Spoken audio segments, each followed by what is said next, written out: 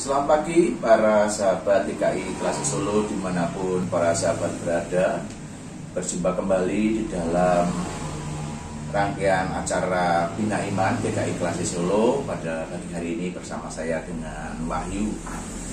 Bapak Ibu yang dikasihi Tuhan, seringkali ketika ada bayi lahir, orang mengatakan bahwa bayi itu seperti sebuah lembaran kertas putih, di mana lembaran kertas putih itu masih bersih, belum ada noda sama sekali, masih polos, belum diberikan orek-orekan, belum ditulisi sesuatu ataupun belum diberi gambaran oleh orang-orang yang ada di sekitarnya, oleh lingkungan di mana si bayi ini hidup.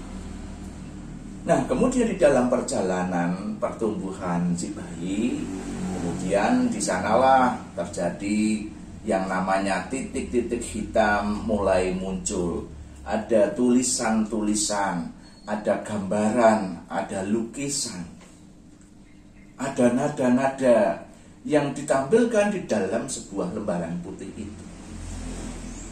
Nah, di tengah-tengah gambaran-gambaran itu, tulisan-tulisan itu, ada kalanya kemudian muncul berbagai macam cacat celah di dalam kehidupan manusia yang sudah bertumbuh menjadi dewasa. Nah, Tuhan menginginkan kehidupan kita itu seperti layaknya seorang bayi. Bapak Ibu bisa membayangkan kalau bayi ini saya letakkan begitu saja, dia tidak bisa berkutik, dia tidak bisa apa-apa. Yang bisa hanya apa? Hanya nangis ngowek-ngowek. Minum aja tidak mampu, makan tidak mampu. Karena apa? Dia belum mampu untuk berjalan. Bayi itu selalu menyerahkan hidupnya kepada siapa? Kepada orang tuanya, kepada ibunya yang selalu memberikan minum, kepada ayahnya yang juga selalu merawatnya, mencukupi kebutuhan hidupnya. Dia tidak bisa hidup sendiri. Begitu juga perjalanan kehidupan iman kita sebagai orang-orang Kristen. Kita juga diajak untuk apa? Untuk hidup seperti seorang bayi yang menaruh segala pengharapannya kepada Tuhan saja. Karena kita sendiri tidak mampu, tetapi bersama-sama dengan Tuhan kita dimampukan. Nah, kemudian di dalam perjalanan pun bukan hanya bicara soal penyerahan diri kepada Tuhan saja, tetapi bagaimana kita juga dipanggil untuk hidup di dalam kekudusan.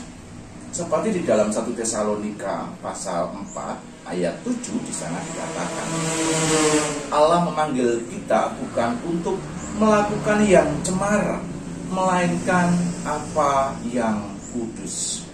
Ini adalah sebuah pesan kepada jemaat Tesalonika dari Rasul Paulus, di mana memang jemaat Tesalonika itu sudah cukup baik, bahasanya mereka cukup baik menolong jemaat yang ada di Makedonia. Perjalanan mereka tentang kasih itu juga sudah luar biasa.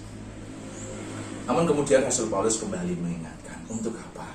Untuk tidak hidup cemar, melainkan hidup yang kudus. Ini adalah sesuatu hal yang ideal, visi yang ideal di dalam kehidupan kita pada saat ini. Yang ini pun juga harus kita perjuangkan dengan sungguh-sungguh, perjuangkan dengan sekuat tenaga. Karena kita yakin, kita pasti sebagai manusia, kita memiliki kelemahan, kita sebagai manusia yang rapuh. Kadang-kala dalam perjalanan kita terjatuh. Tapi kita kembali mengingat apa yang Tuhan inginkan di dalam hidup kita. Janganlah hidup cemar, tapi berusahalah, berjuanglah untuk hidup kudus. Berjuanglah untuk menjadi seperti selembar kertas putih, seperti seorang bayi yang baru lahir, yang masih kudus, yang masih bersih dari berbagai macam hal-hal keduniawian. Karena kita sadar ada banyak hal di dunia ini yang kemudian bisa menggoda kita, menjebak kita untuk kita hidup hedon, untuk hidup konsumtif. untuk hidup tanpa memperdulikan orang-orang di sekitar kita. Nah, biarlah bacaan kita pada pagi hari ini boleh kembali mengingatkan kita di dalam kehidupan ini untuk terus berjuang menjaga kekudusan diri di dalam setiap perilaku kita, di dalam setiap tutur kata kita, di dalam setiap tindakan kita. Mari kita jaga itu semua agar jangan sampai kemudian menimbulkan atau menyebabkan luka-luka bagi orang-orang di sekitar kita. Tuhan memberkati. Salam sehat selalu untuk kita semuanya.